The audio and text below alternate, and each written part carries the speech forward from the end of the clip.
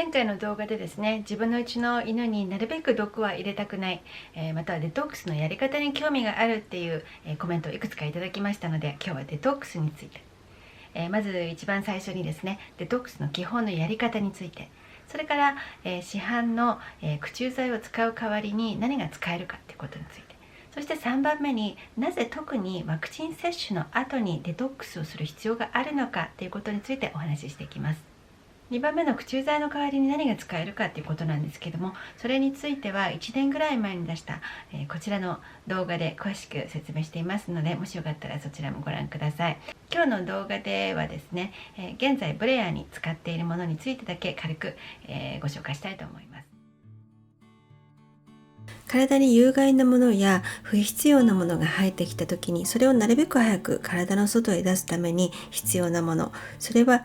何といっても水分です。一日を通してちょこちょこ水分を多く含む食べ物を与えられると理想的です。ウェットフードや手作り食の場合も普段より意識して水分を多めに与えます。ドライフードの場合はさらに意識して水分を足す必要があります。うちは現在ですね、フリーズドライやジェントルベイクのフードをいくつかローテーションしているんですけれども、それをスープとローフードのトッピングと一緒に与えています。ブレアは、散歩から帰ってもですね、お水だけだと自分からは飲もうとしないんですけども、ヤギミルクにしたり水にヨーグルトやカツオ粉を、混ぜてあげると、割とよく飲んでくれます。おやつはエンリッチメント用の容器にゼリーを作っておくと少しずつ水分を取ってもらうことができます。真夏になったらですね、スープを凍らせてもいいと思うんですけれども、あまり体を冷やしたくないので、ゼリーを作ってできたら冷蔵庫からしばらく出しておいて、それから与えています。2番目、利尿作用のある食材を使う。毒素を早く排出させるために水分と一緒に利尿作用のある食材を積極的に使う必要があります。バナナ、キュウリ、スイカ、メロン、キウイ、パセリ、白菜なんかは比較的犬に与えやすいんじゃないかなと思います。抗酸化食品の、消化吸収がアップする食べ合わせについてこちらの動画で詳しく紹介していますので、ご興味ある方はこちらもご覧ください。3番目、解毒作用や浄化作用のあるハーブを使う。最近ブレアに使い始めたのはヒルトンハーブのヘパフィトゴールドです。解毒といったらですね、昔からミルクシスルという感じですけれども、これはミルクシスルだけではなくて、クリバース、ゴールデンロッド、リコリス、ネトル、バードック、ダンデライオン、アップルサイダービネガーも入った、液状タイプなんですね。なので吸収も、早そうです。ご飯に直接かけて与えるタイプなんですね。とてもいい香りがして、ブレアも全く嫌がりません。こういったデトックス用サプリを使わなくても、ミルクシスルや、タンポポ、ハトムギなんかのお茶をピッチャーにいっぱい作っておいて、フードに加えたりゼリーのベースにしてもいいかなと思います。日本に来てみてですね、以前ルイに使っていたものや馴染みのある製品がなかなか手に入らないので、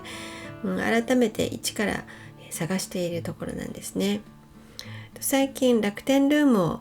始めてみましたので、国内で手に入るおすすめ商品をこれから少しずつこちらに載せていきますので、よかったら見てみてください。おすすめのものがある方はコメント欄で教えていただけると嬉しいです。4番目、ご飯、おやつの量をやや少なめにして消化を助ける。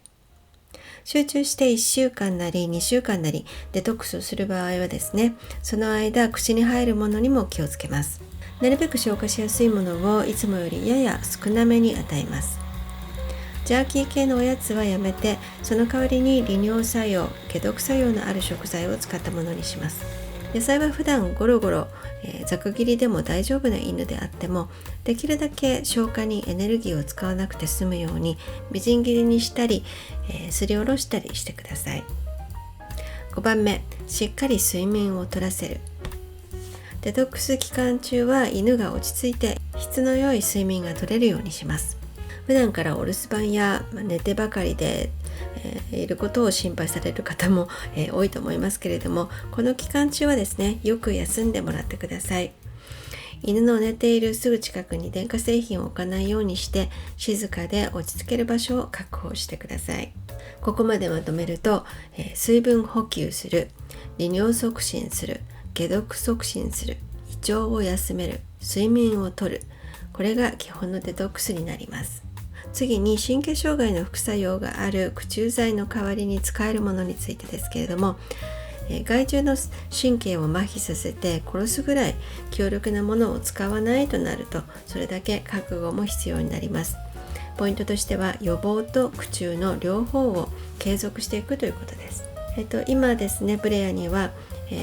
ノミダニマダニ予防としてカタンドッグメタルを使っています。以前ドゥイにも使っていたものです。このメダルが揺れることで電磁波を起こしてくれて、磁界を作って害虫から体を守るというものなんですね。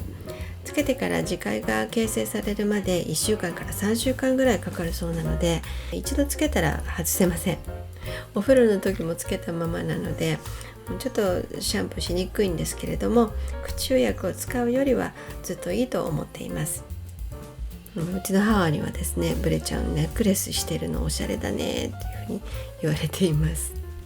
フィラリアやその他の害虫予防としては、アンチパラサイトを使っています。アンチパラサイトはニンニクに含まれるアイリン、アイシンなど自然の原材料を使った、サプリです。毎日、1年を通して与えることで効果が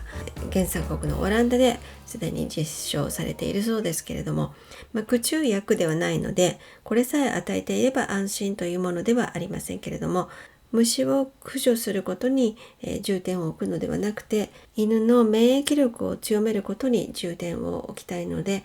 これからも使っていくつもりです。予防とは別に駆虫として家の掃除をするときや犬の体に虫がついてしまったときには、体に直接珪藻土を使ってきました。珪藻土については1年前のこちらの動画でご覧ください。日本ではノミダニよけシートみたいなものがたくさん出回っているようなので、これから少しずつ試してみたいと思っています。はい、では最後に、なぜワクチン接種後にデトックスする必要があるのかについてです。ブレアは先週狂犬病ワクチンだったんですけれども、夜になって少しだるそうになって、気がつくと寝ている間に失禁していたというちょっと怖いエピソードがありました。なのでデトックスはまさにタイムリーなトピックです。ワクチンによる副作用というのは、ワクチンが原因であることは稀で、そのほとんどが有害な添加物が原因であると言われています。ではワクチンの中に何が入っているのかというところから見ていきましょう。はい、まず1番目、ワクチンにはアジュバンドと呼ばれる添加物が含まれます。ワクチンは大量には使えないので、ほんの少しでも抗体がつくように免疫が過剰に反応するような物質というのも添加するわけです。その一つがアルミニウム塩です。アルミニウム塩は脳と内分泌系に影響します。脳や神経系の働きの低下、ワクチン接種局部の眼化、転換、異常行動などの原因となります。2番目、防腐剤としてチメローサルと呼ばれる水銀化合物が使われています。チメローサルに関しては1960年代からその危険性については分かっていまして、1982年にアメリカの FDA 食品医薬品局ですねは、チメローサルの使用禁止を提案しました。1991年になって、FDA は動物用のワクチンのチメローサル使用禁止を提案します。人に危険と分かってから動物用のワクチンの見直しが提案されるまでに10年近くかかってるんですね。そして2006年になって、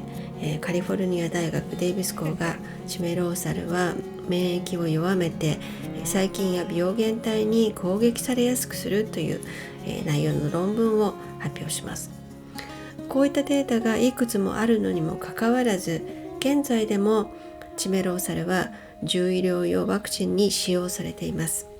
チメローサル無添加と呼ばれる、チメローサルフリーワクチンというのも出回っていますけれども、実際には中に入っているようです。3番目、動物性タンパク質。ワクチンはですね、ウイルスを動物の細胞に培養して作られます。犬用のワクチンは鳥の肺や、牛の胎児をワクチンと一緒に引いて、それがワクチンとして、犬の体に注入されます。異なる種の動物性タンパク質が血管に直接入り込むということは、本来とても異常なことですよね。犬の体は、緊急事態と判断して外部からの侵入者を攻撃する体制に入ります。でもこの外部から侵入したタンパク質が自己のタンパク質に似ていると、体は誤って自己の組織を攻撃してしまいます。これを自己免疫と言います。現在犬によく見られる病気のほとんどが自己免疫疾患です。例えばこちらがその一部です。そして4番目、異物の混入。人へのワクチンと同じですね。異物が混入しているリスクもあります。こういうわけで、ワクチン接種後は犬の様子に変化があってもなくても、できるだけ早くデトックスした方がいいということが、お分かりいただけたと思います。先ほどの基本のデトックスに加えて、こちらのものが効果的です。プロバイオティクスを与える場合は、その餌となるプレバイオティクスも、入っているものが、効果的です。オメガ3、クロレラ、フルボ酸、ガーリック、ケール、パセリ、シラントロなどの緑の野菜、ベントナイト。ベントナイトっていうのは、天然の吸着性の、クレイのことで、これは重金属や老廃物を吸収して体の外へ排泄する働きがあります。はい、ではデトックスをした場合の症状についてですけれども、デトックスを始めると犬の動きが緩慢になったり、具合が悪そうだったり、粘膜便が出たり、または特に何も変化が見られなかったり、個体差はあります。あれもこれもと焦らずにですね、犬の様子を見ながら始められるところから始めてみてください。今回この動画を作るにあたっていろいろ検索してみたんですけれども、日本語で犬のワクチンについて検索すると大体どこのサイトも同じで、内容は4つなんですけれども、1つは狂犬病がいかに怖くて深刻な病気かということ、そして2つ目はワクチン接種で人も犬も守ることが国民の義務であり法律であるということ。確かにそうなんですけど、で3番目が副作用のリスクは割と低いので大丈夫ですよということ。そして高齢や基礎疾患があるんであれば免除することも可能ですよっていう、これだけなんですね。これ以外の情報っていうのは私は見つけることができませんでした。でも同じことを英語で検索すると見えてくるものが全く違うんですね。3年ごとのワクチンでも犬の体へのリスクは高すぎると、警告しているサイトは簡単にもういくつも出てきますし、狂犬病ワクチンについてはですね、接種局部ががん化した犬の画像もたくさん出てきます。よく私たちは社会主義国の情報規制などの問題について、いや怖いとか信じられないというふうに思うじゃないですか。でも実際には日本も似たようなものなのかもしれないなと、最近思っています。なぜ最新の正しい情報が広まらないのか、心ある獣医療関係者の方たちが、立ち上がってくれることを願ってやみません。もしそれが叶わないなら、ペットと暮らす私たち、一人一人が変えなければと思っています。ここまでご覧くださった皆様ありがとうございました。ではまた次回の動画でお会いしましょう。さよなら。